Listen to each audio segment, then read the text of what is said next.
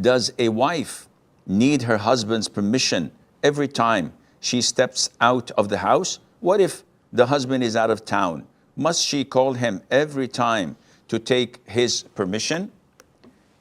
The general trend is that a woman must deal with her husband with respect and obedience, because this is what will admit her to Jannah. The Prophet said, alayhi salatu wasalam, 4 things. If a woman succeeds in doing them, she will enter Jannah.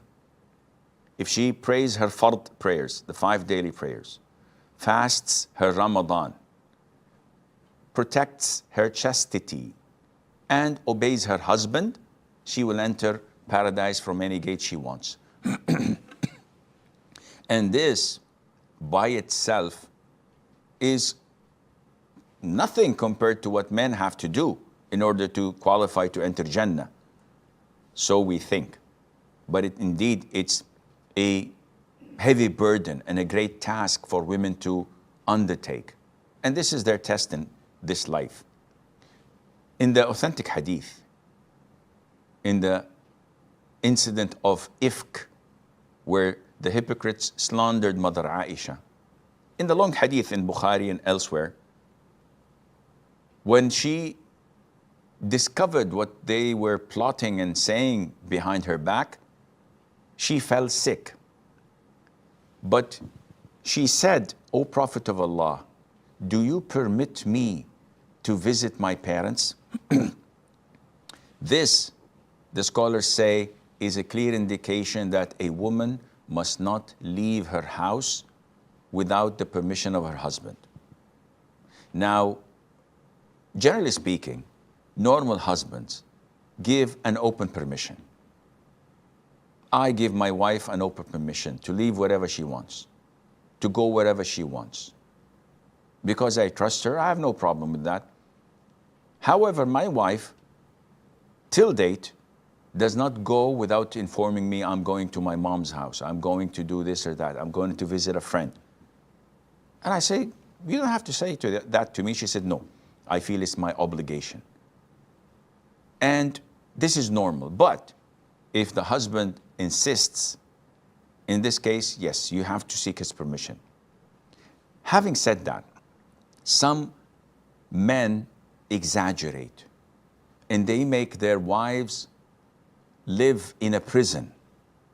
So they totally force them to boycott their family. Don't go and visit your parents. You're not allowed to see your siblings. You're not allowed to go out. And the woman feels suffocated. Now, in so many cases, such relationships end up in divorce, but after it's too late, like after 20 years or so. This is due to the woman being too submissive. Yes, you're obliged to obey him, but there is a limit when the man exceeds logic and rationale, and he insists, your gold that your parents gave you, that my family gave you, that your friends gave you, you have to give it to me, I'll keep it with my mom. And she complies. Are you nuts? Why would you give it to him? Oh, he's my husband, Sheikh. So what? He does not have any right over your financial possessions. Say no. Oh, he may threaten me to divorce. The hell with him.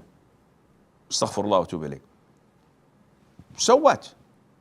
It's better to live with dignity and honor and set the record straight with this man instead of him using you as a doormat.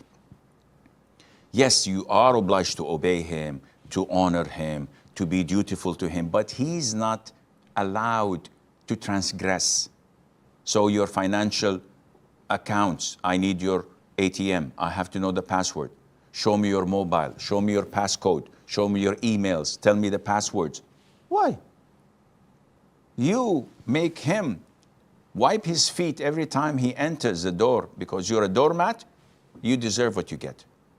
Draw the line and tell him, listen, hon, We're a husband and wife. I'm obliged to obey you, but you're obliged to respect me and to treat me like a woman, not like a servant or a slave. And unfortunately, we have an imbalance. And this imbalance causes a lot of such problems. So to come to answer your question, yes, you have to ask him for permission, but also you have to analyze and see how the relationship is going so that you can evaluate your